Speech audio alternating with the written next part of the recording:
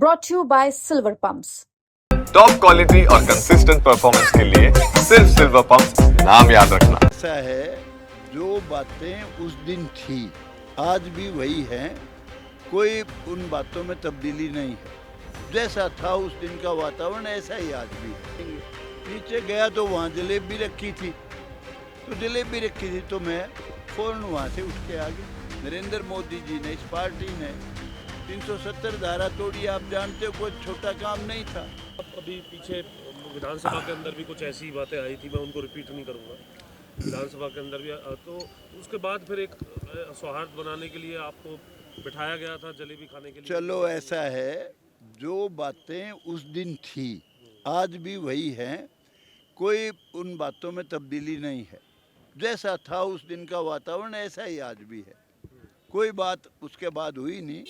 मुझे बुलाया था, मुख्यमंत्री जी ने कहा, मुख्यमंत्री जी को भी पता नहीं था। वो कह रहे थे जी मुझे भी कहा गया कि जी चाय पी लो। वो मुझे ले गए कि चाय नीचे पीनी है, चाय लाइब्रेरी में। मुख्यमंत्री है, कैसे मना करूं? वैसे भी किसी को मना नहीं करते। आप भी कह दो चलो जी चाय पियेंगे। नीचे गया तो वहाँ जलेबी रखी थी, तो मैं फ़ौरन वहाँ से उठ के आ गया। दादा को मंत्री हाँ। से कोई पुरानी रिश्तों में कोई खटास है? नहीं, किसी मेरी कोई खटास नहीं, कुछ नहीं, कोई बात नहीं किसी तरह की।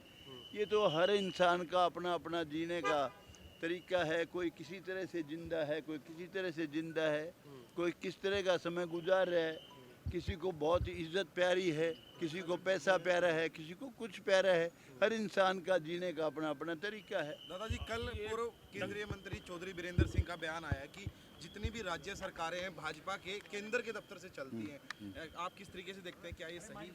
देखिए, मेरा एक कहना है, आप हमेशा ध्यान रखना उस बात को जो मैं आज बोलूँगा। अपना देश आज़ाद हुआ 1947 में, आप सारे भाई जानते हो।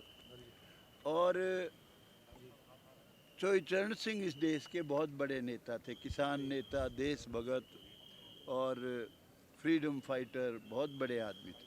उन्होंने एक बार पार्लियामेंट में कहा था कि ये देश 1857 में ही आज़ाद हो जाता अगर कुछ रजवाड़ों ने, नाम लिए उन्होंने बाकायदा, और देश के गद्दारों ने अंग्रेज़ों का साथ नहीं दिया होता तो ये देश 1947 की बजाय 1857 में आज़ाद हो जाता। तो भाई देश आज़ाद हो गया 47 में, देश का बंटवारा हो गया, एक पाकिस्तान हो गया, एक हिंदुस्तान हो गया।